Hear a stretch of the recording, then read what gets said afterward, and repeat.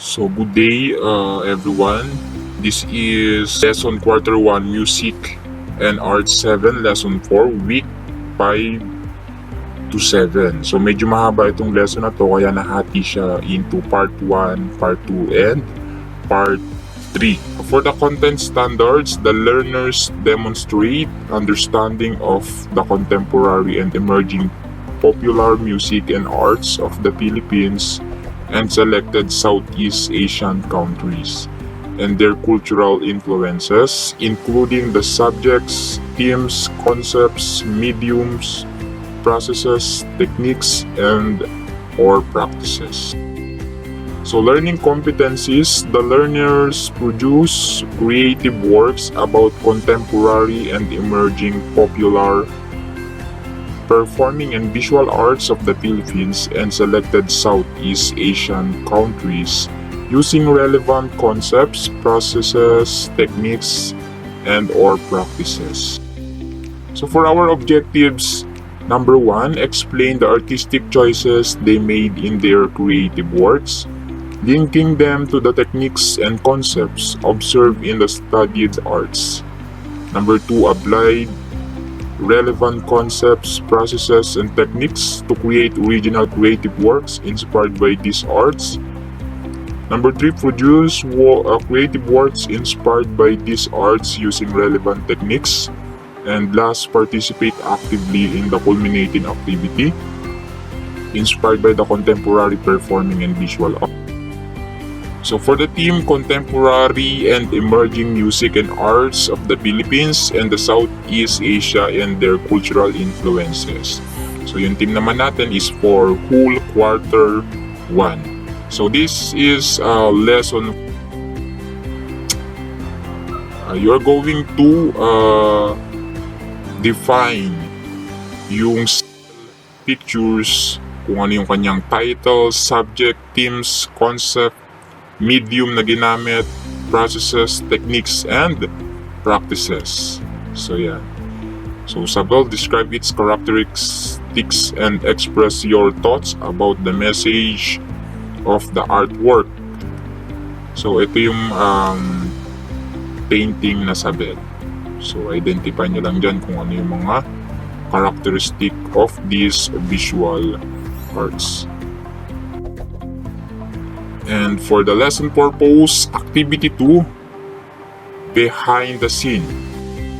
So for the instructions, the teacher will present an expert of a contemporary or emerging film or theater from a Southeast Asian country and ask the learners the following question. So meron ditong 3 questions. Number 1 is, what is the film all about? Number 2 is, how does it relate to the country's culture? And number 3, who are the people who play a role in the various stages of this film? Unlocking content vocabulary. Activity 3, arrange me.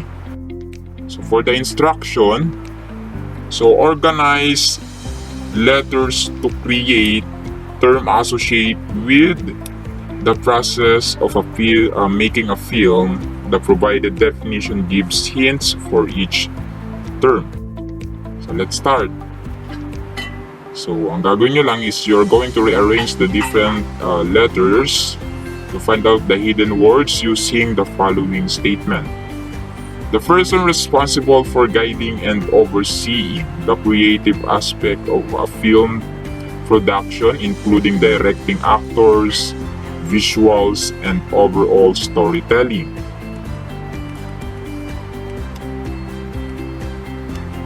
Okay, the correct answer is director. Next, the individual who writes the screenplay which serve as the foundation for the film story, dialogue, and structure. So what's the correct answer? So the correct answer here is, okay, very good, script right. Next,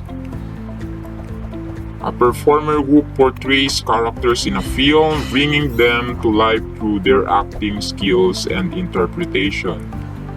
So anong tamang sagot? The correct answer here is actor. Next, clothing and accessories are worn by actors to represent their characters, identities, and styles within the film. Okay, so the answer here is costume. And next, about the practical and technological aspect of filmmaking, including equipment, camera, work, and production design. So the answer here is okay, technical. Next is cosmetics applied to actors to enhance appearance, create characters, or achieve specific visual effects. The answer here is makeup. Okay. And next is a person who designs and coordinates the dance and movement sequence in a film, ensuring artistic and rhythmic coordination. So the correct answer here is okay, choreographer. Next is the auditory elements of a film, including dialogue, music, sound effects, and ambient noise. So for this, the correct answer is sound. Another is the strategic use of illumination to achieve desired visual effects and set the mood for the scene in a film. So the correct answer here is lighting. Okay.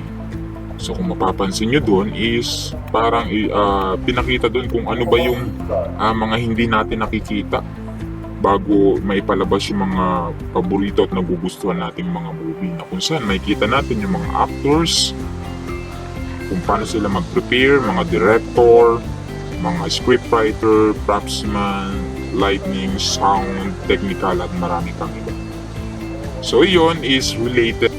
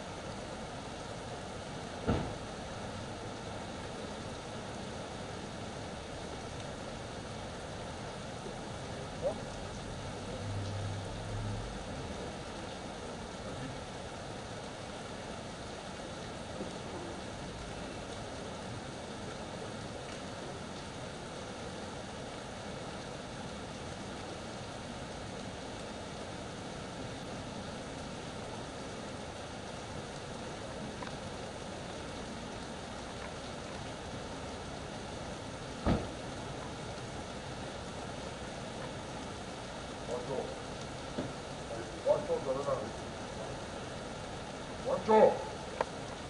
Uwi na tayo. Wancho! Punta ka na, uwi na tayo, ano ba? Maayos ka! Uwi na! Fighter! Uwi na tayo! Ano ba? Ano? Uwi na!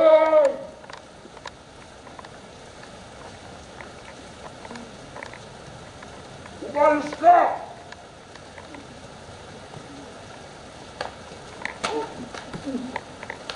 Uwi na tayo!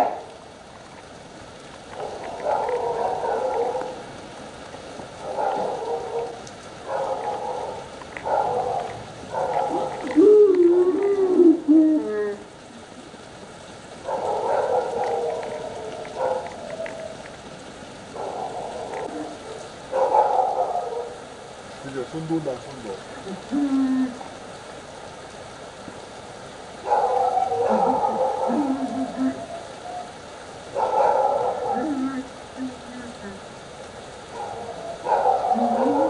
Sige, try lang maglakad, Diyos. Try lang.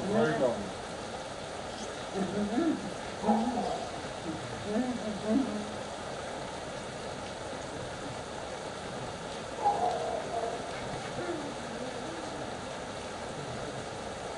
maintain lang ah. Kaya nang natin mag-gusto. Try lang, try lang.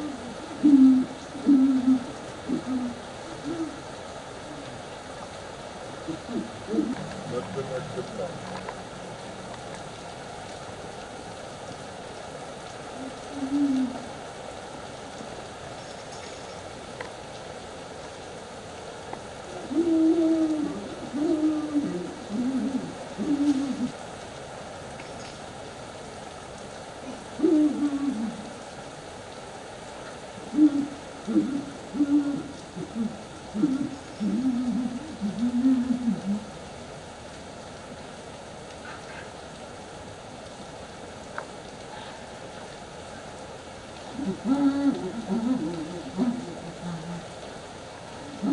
Okay, cut.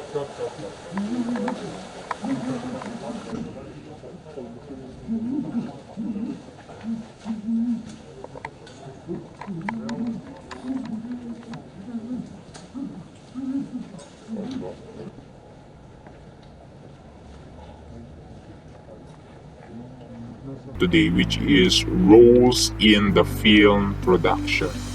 Okay? So, for activity 4, who am I?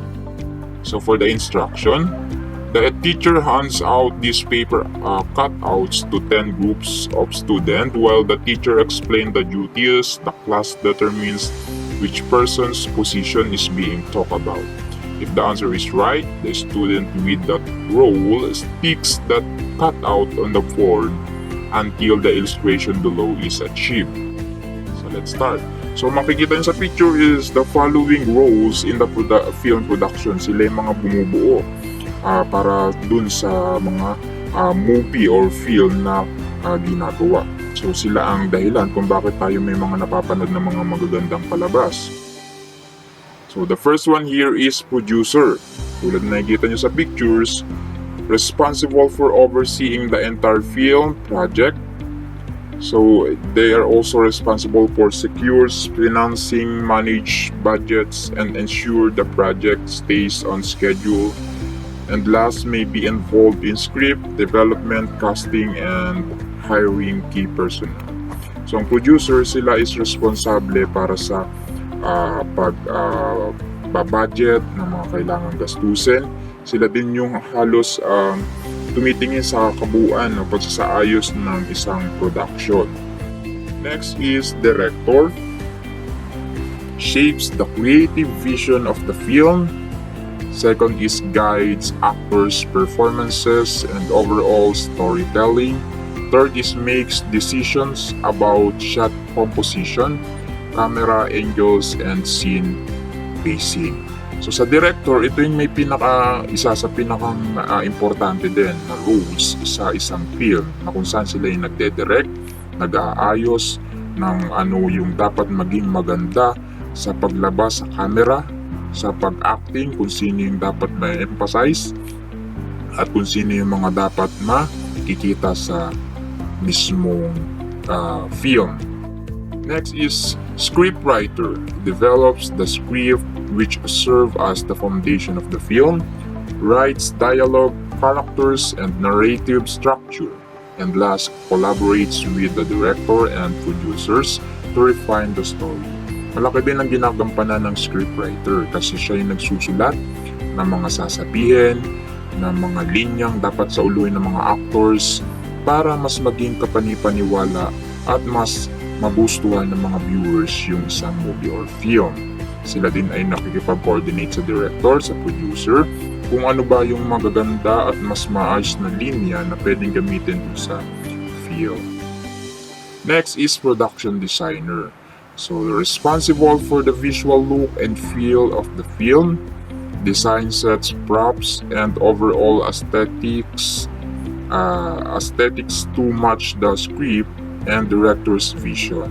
So ito naman is siya yung responsible para sa magiging hitsura ng setting or paggaganapan ng isang film or ng isang palabas.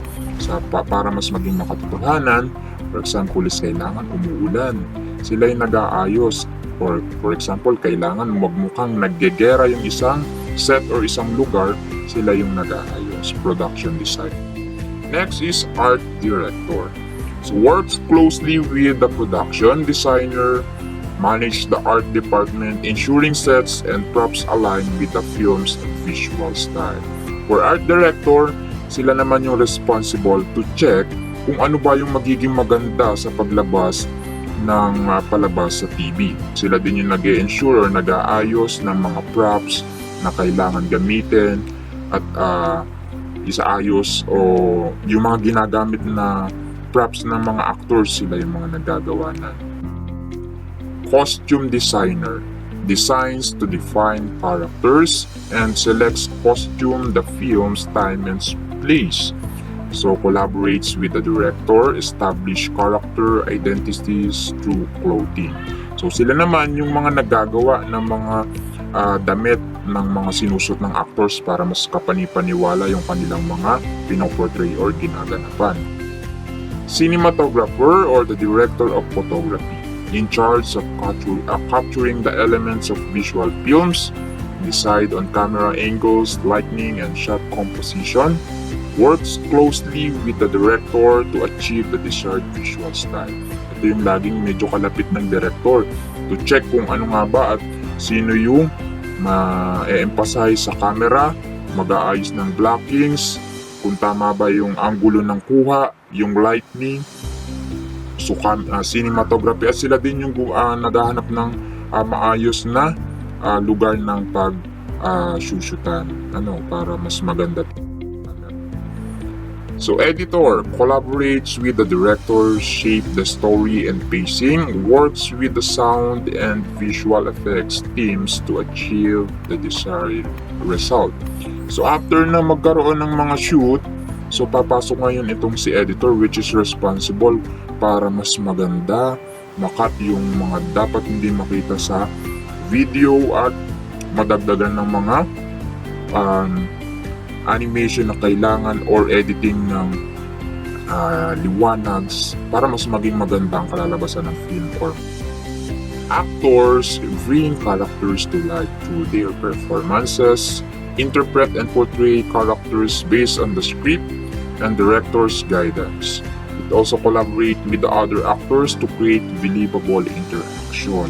Ito is isa sa mahalaga din. Siyempre, walang film or movie kung walang actors na gaganap. Sila yung nagpo-portray or sila yung gumaganap mismo or uma-acting sa isang film or movie. Sila yung nagsasaulo ng script at sila yung gumaganap sa mga palabas.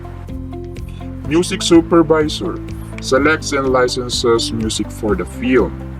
Works with the director and editor to enhance the emotional impact of scene through music. Collaborates with composers if original music is needed. Sa music supervisor, so responsible sila sa pagkuha o paggamit ng mga music, kaya kailangan sila din yung nagsasabi sa mga may-ari ng music para hindi sila o payagan silang gamitin yung mga music ng mga artist.